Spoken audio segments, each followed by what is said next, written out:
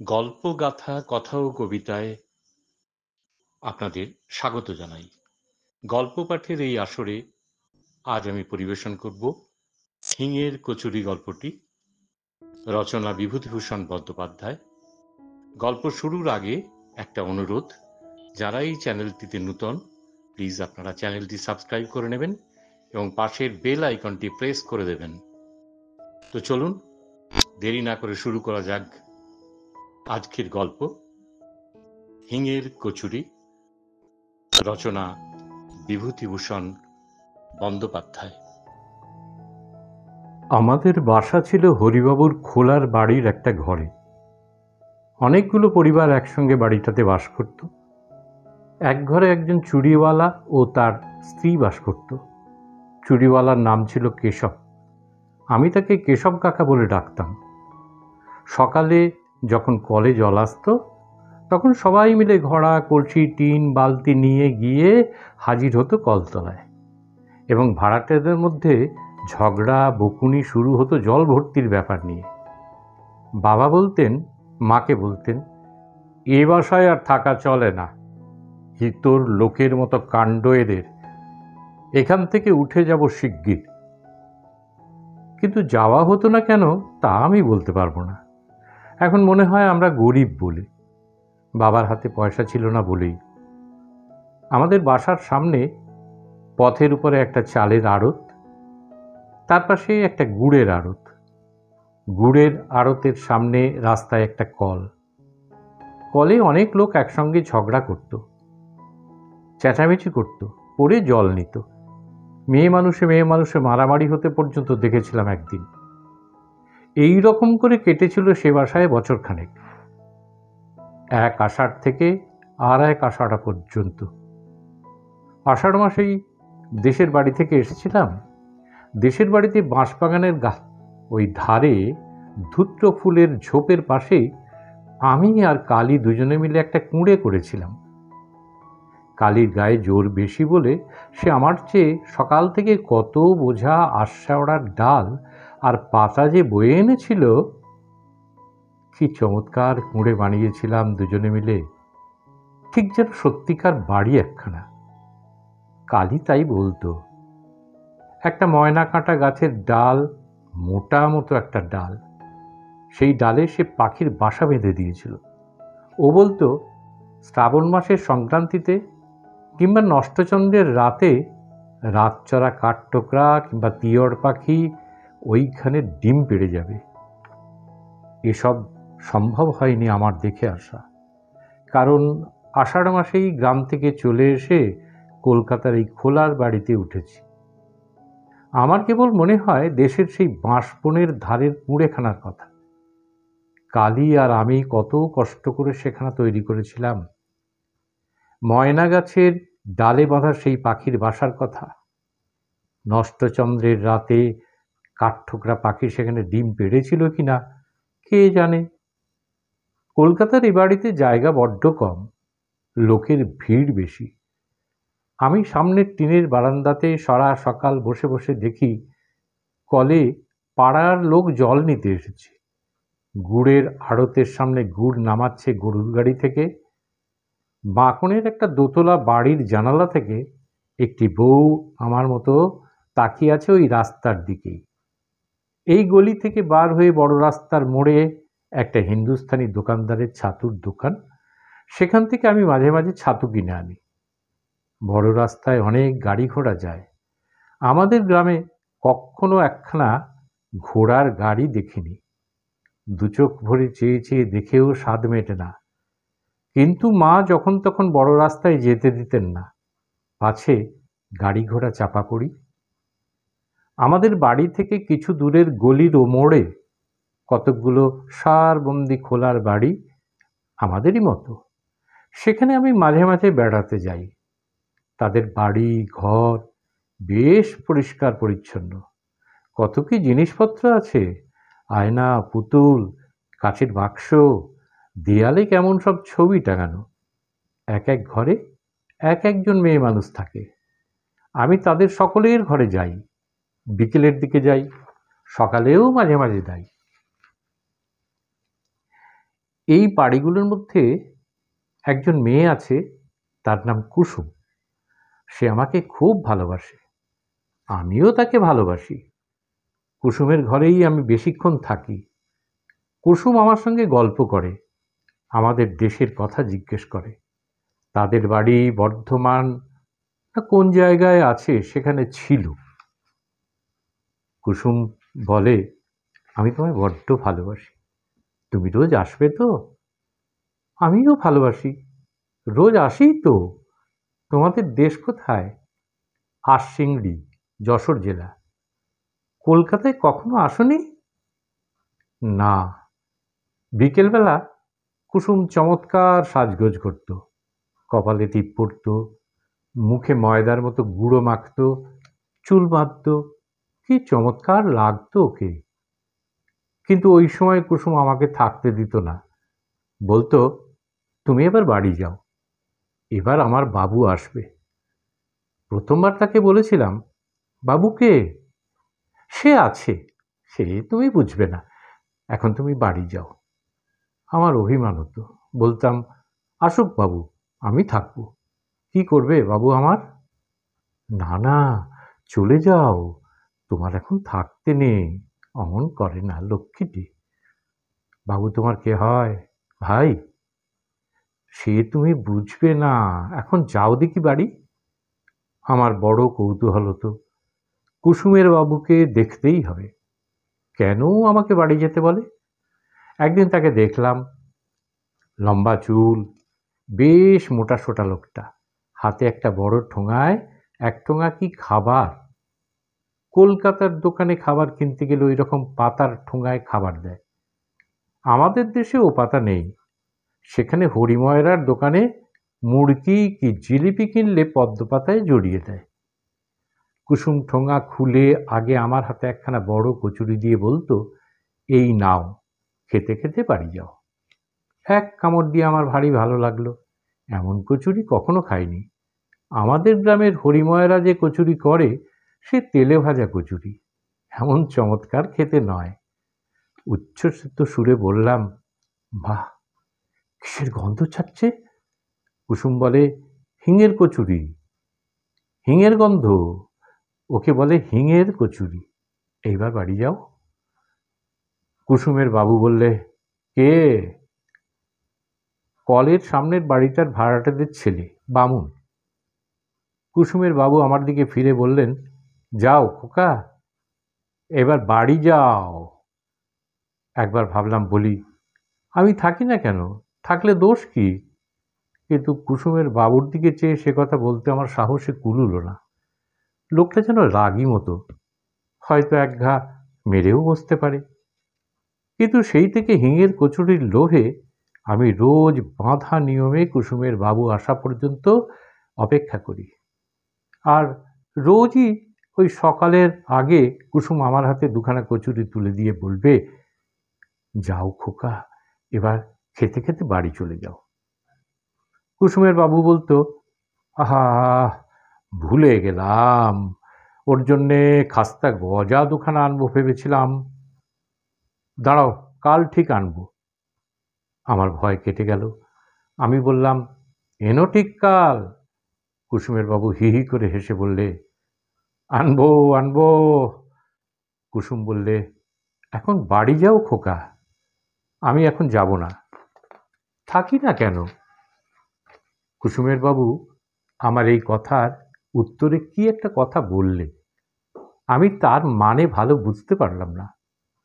কুসুম রাগের সুরে ওর দিকে তাকিয়ে বললে, যাও। ও কি কথা, ছেলে মানুষের সঙ্গে? বাড়ি গিয়ে মাকে বললাম, মা, তুমি হিঙের কচুরি খাওনি কেন? আমি খেয়েছি, এত বড় বড়। হিঙের গন্ধ কেমন? কোথায় পেলি? কুসুমের বাবু এনেছিল, আমায় দিয়েছিল। পাজি ছেলে, ওখানে তোকে যেতে বারণ করেছি না? ওখানে যাবে না কেন? কেন কথার উত্তর নেই। ওখানে যেতে নেই, ওরা ভালো লোক নয়। না মা, কুসুম বেশ লোক, আমাকে বড্ড ভালোবাসে, হিঙের কচুরি রোজ দেয়। আবার বলে হিঙের কচুরি, বাড়িতে পাও না কিছু? খবরদার, ওখানে যাবে না বলে দিচ্ছি। কুসুমের বাড়ি এরপরে আর আদৌ দিন দুই গেলাম না, কিন্তু থাকতে পারিনি না গিয়ে। আবার মাকে লুকিয়ে গেলাম একদিন। কুসুম বললে, তুমি আসোনি যে? মা বারণ করে। তবে তুমি এসো না, মা আবার বকবে। আসিনি তো দুদিন, এলে যে আবার? তোমায় ভালোবাসি বলেই তো এলাম। ওরে আমার সোনা রে, তুমি না এলে আমারও ভালো লাগে না। তোমার জন্য মন কেমন করে। আমারও।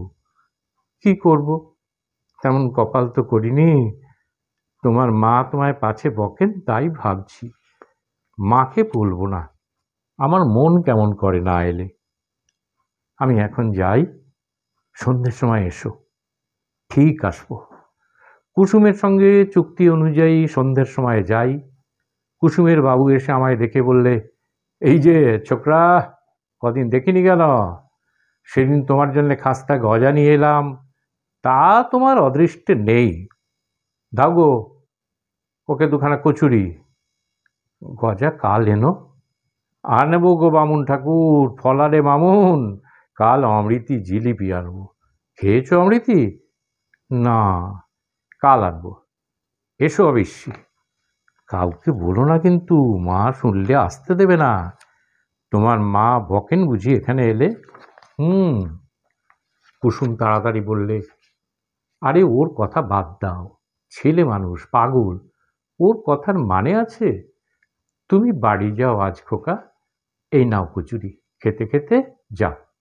না, এখানে খেয়ে এখানেই জল খেয়ে যাই। মা টের পাবে। এখানে তোমাকে জল দেব না, রাস্তার কল থেকে জল খেয়ে যেও। কুসুমের বাবু বললে, কেন, ওকে জল দেবে না কেন? কি হবে দিলে? কুসুম ঝাঁঝের সুরে বললে, তুমি থামো, বামুনের ছেলেকে হাতে করে জল দিতে পারবো নি। এই জন্মের এই শাস্তি, খাবার দিই হাতে করে, এই যথেষ্ট। আমার মনে বড় অভিমান হলো কুসুমের ওপর। কেন, আমি এতই কি খারাপ যে আমার হাতে জল দেওয়া যায় না? চলে আসবার সময় কুসুম বারবার বললে, কাল সকালে কিন্তু ঠিক এসো কেমন? আমি কথা বললাম না। পরদিন সকালে গিয়ে দেখি কুসুম বসে বসে সজনে ডাঁটা কুটছে।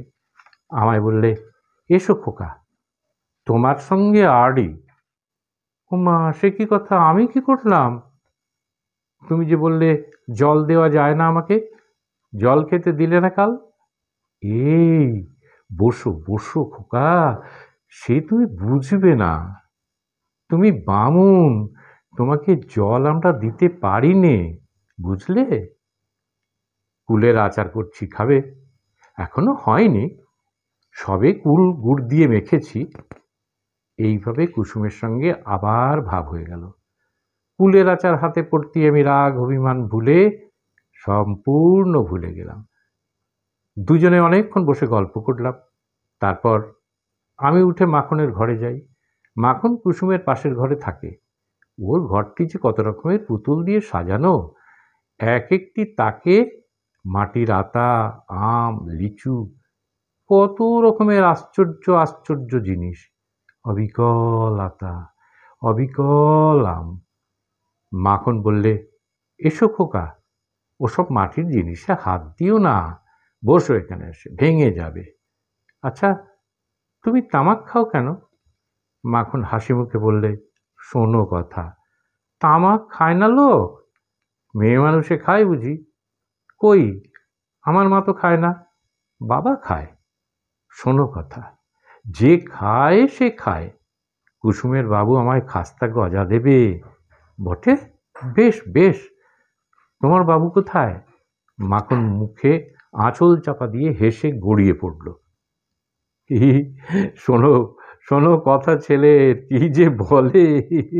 ও কুসমি, শুনে যা কি বলে তোর ছেলে। মাখনের বয়স কুসুমের চেয়ে বেশি বলে আমার মনে হতো। কুসুম সবচেয়ে দেখতে সুন্দর।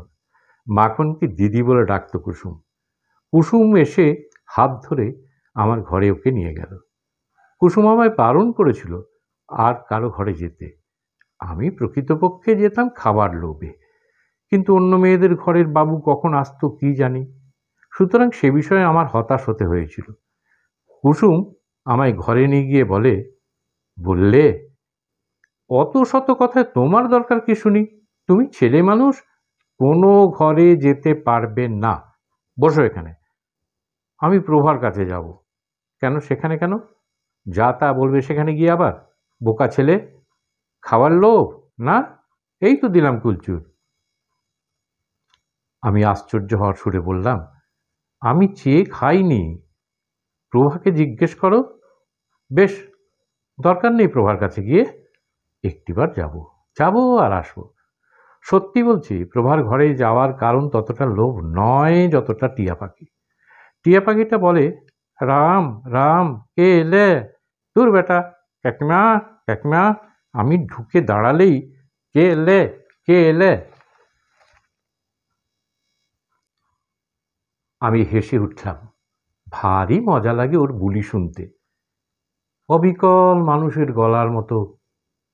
কে এলে, কে এলে? প্রভা বাইরে থেকে বললে, কে ঘরের মধ্যে? ও রান্নাঘরে রাঁধছিল, খুন্তি হাতে ছুটে এসেছে। খুন্তিতে ডাল লেগে রয়েছে। আমি হেসে বললাম, মারবে নাকি? ও পাগলা ঠাকুর, তাই বলো? আমি বলি, কে এলো? দুপুরবেলা ঘরে কে এলো? তোমার ঘরে কুলচুর নেই? কুসুম আমায় কুলচুর দেয়, খুব ভালো কুলচুর। কুসুমের বড়লোক বাবু আছে, আমার তো তা নেই। কোথা থেকে কুলচুর আমচুর করব? কুসুমের বাবু আমায় গজা দেবে। কেন দেবে না?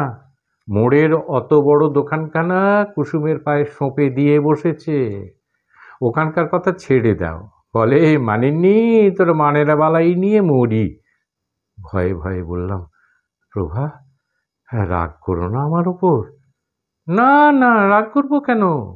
দুঃখের কথা বলছি। আমিও এক পুরুষ বেশে, আমরা উড়ে আসিনি। 15 বছর বয়সে কপাল পুড়লে ঘর থেকে বেরিয়েছিলাম। কেন ঘর থেকে বেরিয়েছিলে? সেসব দুঃখের কথা তোমার সঙ্গে বলে কি হবে? তুমি কি বুঝবে? বসো, আমার ডাল পুড়ে গেল, গল্প করলে পেট ভরবে না। আমি যাই, এসো রান্না করে। প্রভার রং কালো, খুব মোটাসোটা, নাকের উপর কালো ভোমরার মতো একটা আঁচিল। প্রভা একদিন আমাকে গরম জিলিপি আর মুড়ি খেতে দিয়েছিল। ওর ঘরে এত জিনিসপত্র নেই, ওই খাঁচায় পোষা টিয়া পাখিটি ছাড়া। প্রভা রান্না করছে চালতের অম্বল, একটা পাথর বাটিতে চালতে ভেজানো। চালতে অনেক দিন খাইনি, দেশ থেকে এসে পর্যন্ত নয়। সেখানে আমাদের মাঠে তালপুকুরের ধারে বড় চালতা গাছ আছে, চালতেও পেকেছে এই সময়। বললাম, চালতে পেলে কোথায় প্রভা? বাজারে। আবার কোথায়? বেশ চালতে। প্রভা আর কিছু বললে না, নিজের মনে রাঁধতে লাগলো। আমি বললাম, তোমার বাবা মা কোথায়? পাপ মুখে সেসব কথা আর কি বলি। বাড়ি যাবে না? কোন বাড়ি? তোমাদের দেশের বাড়ি। জমের বাড়ি যাব একেবারে। তোমাদের দেশের বাড়িতে কুল আছে? আমাদের গায়ে কত কুলের গাছ। প্রভা এ কথার উত্তর দিলে না, আবার নিজের মনে রাঁধতে লাগলো। খানিক পরে সে একটি ঘটি উনুনের মুখে বসিয়ে চা তৈরি করে গ্লাসে আঁচল জড়িয়ে চুমুক দিয়ে চা খেতে লাগলো। আমায় একবার বললেও না আমি চা খাবো কিনা। অবশ্যই আমি চা খাই নে, চায়ের সর খাই। মা আমায় খেতে দেয় না। চায়ের মধ্যে যে দুধের সর ভাসে, মা তাই আমাকে তুলে দেয়। প্রভা গল্প করতে লাগলো। আমি দেশের বাড়ি কত গরু ছিল, কতদিন দুধ দিত ওরা, এইসব কথা প্রভা বলতে লাগলো। আমি শুনতে লাগলাম। ওদের বাড়ির ধারে ওদের নিজেদের পুকুরে নাকি অনেক মাছ ছিল, আর সে যে দেখতে পাবে না কোনোদিন, সেই কথাও বলছিল। সুরটা ওর কেমন বদলে গেল।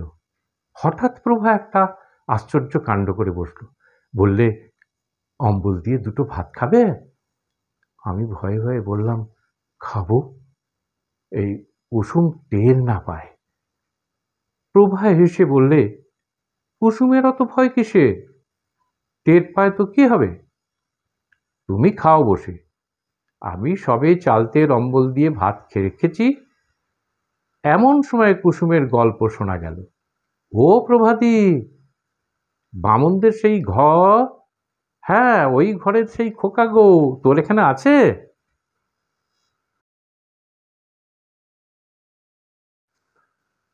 প্রভা হেসে বললে, কুসুমের অত ভয় কিসের? টের পায় তো কি হবে? তুমি খাও বসে, আমি সবে চালতের অম্বল দিয়ে ভাত মেখেছি। এমন সময় কুসুমের গল্প শোনাই গেল গলাটা। ও প্রভাতী, বামুনদের সেই খোকা তোর এখানে আছে? ওকে বাড়ি পাঠিয়ে দিই। কতক্ষণ এসেছে পরের ছেলে। আমি এঁটো হাতে দৌড়ে উঠে রান্নাঘরে লুকিয়ে রইলাম। প্রভা কিছু বলবার আগে কুসুম ঘরের মধ্যে ঢুকে আমাকে দেখতে পেল। বললে, ও কি, কোণে দাঁড়িয়ে কেন? লুকানো হলো বুঝি? এ ভাত মেখেছে কে? অম্বল দিয়ে, হ্যাঁ? প্রভার দিকে আশ্চর্য হয়েছে বললে, আচ্ছা প্রভাদি, ও না হয় ছেলে মানুষ, পাগলা, তোমারও কি কাণ্ডজ্ঞান হারিয়ে গেল? কি বলে তুমি ওকে ভাত দিয়েছ খেতে? প্রভা অপ্রতিভ হয়ে বললে, কেবল চালতে চালতে করছিল, তাই ভাবলাম। অম্বল দিয়ে দুটো ভাত? না, ছি, চলো আমার সঙ্গে খোকা, এই জন্মের এই শাস্তি আমাদের, আবার তা বাড়াবো মামুনের ছেলেকে দিয়ে। চলো, হাতে এঁটো নাকি, খেয়েছো বুঝি? আমি সলজ্জ সুরে বললাম, না। চলো হাত ধুইয়ে দিই। কুসুম এসে আমার হাত ধরে বাইরের দিকে নিয়ে যাবার উদ্যোগ করতে প্রভা বললে, আহা, মুখের ভাত কটা খেতে দিলিনি ওকে? সবে অম্বল দিয়ে দুটো মেখেছিল। না, আর খেতে হবে না, চলো। মায়ের শাসনের চেয়েও যেন কুসুমের শাসন বেশি হয়ে গেল। মুখের ভাত ফেলেই চলে আসতে হলো। উঠোনের এক পাশে গিয়ে আমার হাত ধুইয়ে দিতে দিতে বলল, তোমার অত খাই খাই বাই কেন খোকা? ওদের ঘরে ভাত নেই সে কথা মনে নেই তোমার? ছি ছি, ওবেলা কচুরি দেবো এখন খেতে, আর কখনো অমন খেও না। তাও বলি, এই না হয় ছেলে মানুষ, তুমিই বুড়ো ধাড়ি, তুমি কি বলে বামুনের ছেলের পাতে? ছি ছি, লোভেরও বলিহারি যাই। বলা বাহুল্য, প্রভা এসব কথা শুনতে পায়নি, সে এদিকেও ছিল না। বললাম, মাকে যেন বলে দিও না। হ্যাঁ, আমি যাই আর কি তোমার মাকে বলতে, আমার তো খেয়ে দেয়ে কাজ নেই। বললে মা মারবে কিন্তু, মার খাওয়াই ভালো তোমার, তোমার নোলা জব্দ হয় তাহলে। বাড়ি ফিরতেই মা বললেন, কোথায় ছিলি? ওই মোড়ে। আর কোথাও যাসনি তো? না। একদিন কিন্তু ধরা পড়ে গেলাম, সেদিন দোষটা ছিল কুসুমেরই। সে আমাকে বলল, চলো খোকা, বেড়াতে যাই, যাবে? বিকেলবেলা, রোদ বেশি নেই, ট্রাম লাইনের ওপারে যেতে দেখে আমি সভয়ে বললাম, মা বড় রাস্তা পার হতে দেয় না, বারণ করেছে। চলো, আমি তো সঙ্গে আছি, ভয় নেই। বড় রাস্তা পার হয়ে আর কিছু দূরে একটা খোলার বস্তির মধ্যে আমরা ঢুকলাম। একটা সরু গলির দুধারে ঘরগুলো। যে বাড়িতে আমরা ঢুকলাম সেখানেও সবাই মেয়ে মানুষ, পুরুষ কেউ নেই। একজন মেয়ে বললে, হায় লো কুসমি, কতকাল পরে, বাবা, আমাদেরও কি আর নাগর নেই? তা বলে কি অমন করে ভুলে থাকতে হয় ভাই? এ কে? বামুনদের ছেলে, আমাদের গলিতে থাকে, আমার বড্ড ন্যাওটা। ও বাহ, বসো খোকা বসো। ও ছেলের শুধু চাই চাই, খাই খাই, খেতে দাও খুব খুশি। তাই তো, কি খেতে দিই? ঘরে কুলের আচার আছে, দেব? আমি অমনি কিছুমাত্র না ভেবেই বলে উঠলাম, কুলের আচার বড্ড ভালোবাসি। কুসুম মুখ ঝামটা দিয়ে বলে উঠল, খাবার জিনিস হলেই হলো। না ভাই, ওর সর্দি কাশি হয়েছে, ও ওইসব কিছু খাবে না, থাক। মনে খুব দুঃখ হলো আমার। কুসুম খেতে দিল না কুলচুর। কখন হলো আমার সর্দি কাশি? কুলচুর আমি কত ভালোবাসি। খানিকটা সে বাড়িতে বসবার পরে আমরা অন্য একটা ঘরে গেলাম। তারাও আমাকে দেখে নানা কথা জিজ্ঞেস করতে লাগলো। বাড়ি তৈরির সুজি আমাকে খেতে দিল একটা রেকাবি করে। তাও কুলসুম আমায় খেতে দিলে না। আমার নাকি পেটের অসুখ। সন্ধ্যের খানিকটা আগে আমাকে নিয়ে কুসুম বড় রাস্তার ট্রাম লাইন পার হয়ে এপারে এলো। একখানা ট্রাম আসছিল।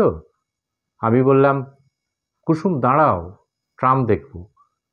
সন্ধে হয়েছে, তোমার মা বকবে। বকুক। ইস, ছেলের ভারী যে বৃদ্ধি। আচ্ছা কুসুম, তুমি ও কথা বললে কেন? আমায় কুলচুর খেতে দিলে না ওরা? দিচ্ছিল তো। তুমি ছেলে মানুষ, কি বোঝো কার মধ্যে কি খারাপ রোগ আছে? ওসব পাড়ায় তোমায় আমি যার তার হাতে খেতে দিতে পারি না। যার তার ঘরের জিনিস মুখে করলেই হলো। তোমার কি, কার মধ্যে কি রোগ আছে তুমি তো জানো না। আচ্ছা কুসুম, নাগর মানে কি? কিছু না। কোথায় পেলে এ কথা? ওই যে ওরা বলছিল তোমায়। বলুক, ওসব কথায় তোমার দরকার কি? পাজি ছেলে কোথাকার। কুসুম আমার বাড়ির পথে এগিয়ে দেবার আগে বললে, চলো, কচুরি এতক্ষণ এনেছো, তোমায় দিই। দাও, আমার খিদে পেয়েছে। কোন সময় তোমার পেটে খিদে থাকে না বলতে পারো? তোমার মাকে যদি সামনাসামনি পাই তো জিজ্ঞেস করি, ছেলেটা তো নোলা কেন?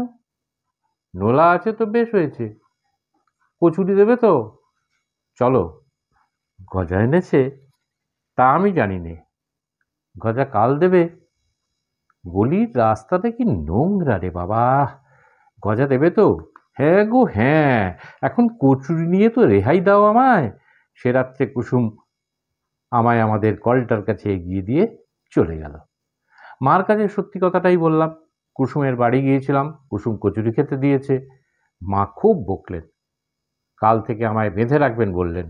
বাবাকেও রাত্রে বলে দিলেন। বলে দিলেন বটে, তবে বাবা সে কথায় খুব বেশি কান দিলেন বলে তো আমার মনে হলো না।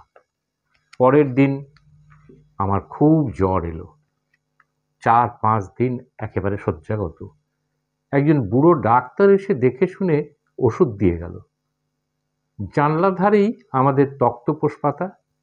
একদিন বিকেলে দেখি রাস্তার ওপর কুসুম দাঁড়িয়ে আমাদের ঘরের উল্টো দিকের বাড়িতে তাকিয়ে আছে। ওর সঙ্গে মাখন। মাখন এগিয়ে গিয়ে আলো দুখানা বাড়ির পরে একখানা বাড়ির কাছাকাছি দাঁড়িয়ে। আমি ডাকলাম, ও কুসুম। কুসুম পেছন ফিরে আমায় দেখতে পেল। মাখনকে ডেকে বললে, দিদি, এই বাড়ি, এই যে। মা কলতলায়। কুসুমও এসে টুকটুক করে জানলার ধারে দাঁড়ালো। কুসুম বলল, কি হয়েছে তোমার? যাও না কেন? মাখন বললে, কুসমি ভেবে মরছে, বামুন খোকার কি হলো। আমি তাই বললাম, চলো দেখে আসি। বললাম, আমার জ্বর, আজ 5 দিন। কুসুম বললে, তোমার মা কোথায়? কুসুম, তুমি চলে যাও, মা দেখতে পেলে আমায় আর তোমাদের ঘরে যেতে দেবে না। আমি সেরে উঠেই যাব, চলে যাও তোমরা। ওরা চলে গেল। কিন্তু পরদিন বিকেলে আবার কুসুম এসে রাস্তার ধারে দাঁড়ালো। নিচু সুরে বলল, যাব? মা ঘরে নেই, বদ্রীনাথদার বাড়িতে ডাল মেপে দিতে গেছে। আমি জানি। এই একটু আগে গেল। আমায় বলে গেল, ছোট খোকার দুধটা দেখিস, তা যেন বিড়ালে না খায়। আমি বদ্রীনাথদের ঘর থেকে ডাল নিয়ে আসছি। হাত দেখিয়ে বললাম, এসো। ও জানলার বাইরে দাঁড়িয়ে বলল, কেমন আছো? ভালো। কাল ভাত খাবো। 2টো কমলা লেবু এনেছিলাম, দেব? দাও তাড়াতাড়ি, খেও। হ্যাঁ, অসুখ সারলে যেও। যাও। কাল ভাত খাবে? বাবা বলেছে কাল ভাত খাবো। কাল আবার আসবো, কেমন তো? এসো। আমি না বললে জানালার কাছে এসো না। তাই করব। আমি রাস্তায় চুপ করে দাঁড়িয়ে থাকব। শিস দিতে পারো? হুম। আমি হাত দেখালে এসো। পরের দুদিন কুসুম ঠিক আসলো বিকেলবেলা। একদিন প্রভা দেখতে চেয়েছিল বলে ওকেও সঙ্গে করে এনেছিল। প্রভাও দুটো কমলা লেবু দিয়েছিল আমায়। মিথ্যে কথা বলবো না, বালিশের তলায় লেবু লুকিয়ে রেখে দিতাম। মা ঘরে না থাকলে খেয়ে ছিবড়ে ফেলে দিতাম রাস্তার উপর ছুঁড়ে। সেরে উঠে দুদিন কুসুমের বাড়ি গিয়েছিলাম। তারপরেই একটা ব্যাপার ঘটল। তাতে আমাদের কলকাতার বাসা উঠে গেল। আমরা আবার চলে এলাম আমাদের দেশের বাড়িতে। মা একদিন সোডা ওয়াটারের বোতল খুলতে গিয়ে হাতে কাঁচ ফুটিয়ে ফেলল। সে এক রক্তারক্তি কাণ্ড। হাতের কবজি থেকে ফিনকি দিয়ে রক্ত ছুটতে লাগলো। বাসার সব লোক ছুটে এলো বিভিন্ন ঘর থেকে। কোণের ঘরের বিপিনবাবু এসে মার হাতে কি একটা ওষুধ দিয়ে বেঁধে দিলে, কিন্তু মায়ের হাত সারল না। ক্রমে হাতের অবস্থা খুব খারাপ হয়ে উঠল। মা রান্না করতে পারেন না, যন্ত্রণায় কাঁদেন রাত্রে। ডাক্তার এসে দেখতে লাগলো। আমার মামা বাড়ির অবস্থা ভালো। চিঠি পেয়ে মেজমামা এসে আমাদের সকলকে নিয়ে চলে গেলেন মামার বাড়িতে। আষাঢ় মাসের শেষ। তাল দু একটা পাকতে শুরু করেছে। মামার বাড়ির গ্রামে মস্ত একটা পুকুর আছে, মাঠের ধারে। তার পাড়ে অনেক তাল গাছ। আমি বেড়াতে গিয়ে প্রথম দিনই একটা পাকা তাল কুড়িয়ে ফেললাম, মনে আছে আমার। মার হাত সেরে গেল মামার বাড়ি এসে। ভাদ্র মাসের শেষে আমরা দেশের বাড়ি চলে এলাম। কলকাতা আর যাওয়া হলো না। বাবাও সেখানকার বাসা উঠিয়ে দেশে চলে এলেন। সুদীর্ঘ 30 বছর পরে আজ সেই সব কথা। কলকাতায় মেসে থাকি, অফিসে কেরানিগিরি করি, দেশের বাড়িতে স্ত্রী পুত্র থাকে। আমার পুরনো কলেজ আমলের বন্ধু শ্রীপতির সঙ্গে বসে ছুটির দিনটা গল্প করতে করতে চলে যায়।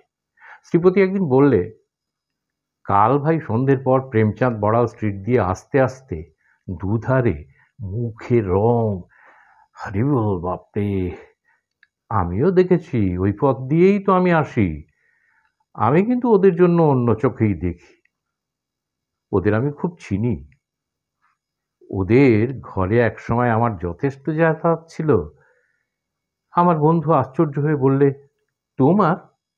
হ্যাঁ ভাই, আমার মাইরি বলছি।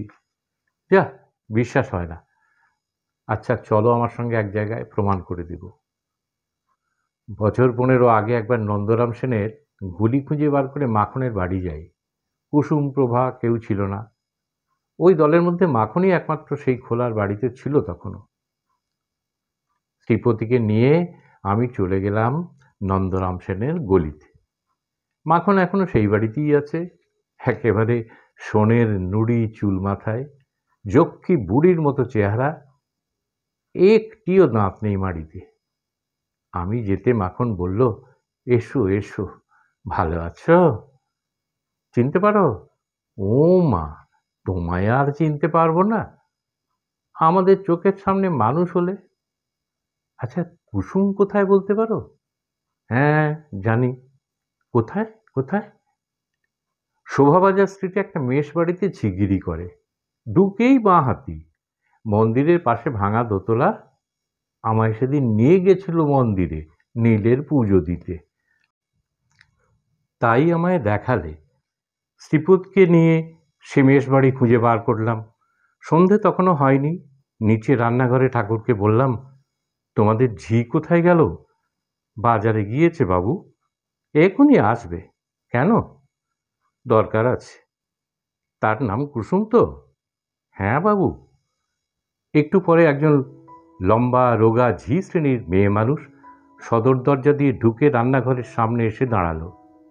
ঠাকুর বললেও, ও কুসুম, এই বাবুরা তোমারে খুঁজছেন। আমি ঝিয়ের দিকে অবাক হয়ে চেয়ে রইলাম। বাল্যদিনের সেই সুন্দরী কুসুম এই, মাখনের মতো অত বুড়ি না হলেও কুসুমও বুড়ি। বুড়ি ছাড়া তাকে আর কিছু বলা যাবে না। ওর মুখ আমার মনে ছিল। সে মুখের দিকে বৃদ্ধার মুখের মিল কিছুই নেই। ঠাকুর না বলে দিলে একে সেই কুসুম বলে চেনবার কিছু উপায় ছিল না। কুসুমও আমার দিকে অবাক হয়ে চেয়ে বললে, আমায় খুঁজছেন আপনারা? কোত্থেকে আসছেন? মাখনের কাছ থেকে। কোন মাখন? নন্দরাম সেনের গলির ওই মাখন বাড়িউলি। ও, তা আমায় খুঁজছেন কেন? চলো ওদিকে, কথা আছে। চলুন, খাবার ঘরে বসবেন। খাবার ঘরে গিয়ে বসলাম। কুসুম, আমায় চিনতে পারো? না বাবু। নন্দরাম সেনের ওই গলিতে আমাদের বাসা ছিল। তখন আমি 8 বছর বয়সের ছেলে। আমার বাবা মা ছিলেন ঈশ্বর নাপিতের বাড়ির ভাড়াটে। মনে হয়? কুসুম হেসে বললে এবার, মনে হয় বাবু, তুমি সেই পাগলা ঠাকুর। কত বড় হয়ে গিয়েছ। বাবা মা আছেন? না, কেউ নেই। ছেলেপুলে কটি? 4-5টি। বসো বসো বাবা। আরও অনেক কথাবার্তার পরে কুসুম আমাদের বসিয়ে বাইরে কোথায় চলে গেল। খানিক পরে চট করে কোথা থেকে একটা শালপাতার ঠোঙায় খাবার এনে 2খানা থালাতে আমাদের দুজনকে খেতে দিলে। আমারও মনে ছিল না।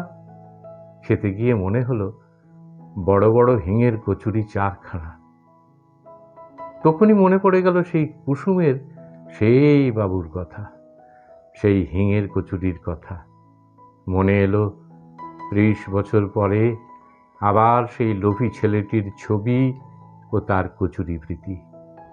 কুসুমের নিশ্চয়ই মনে ছিল, কিংবা ছিল না, তা জানি নে।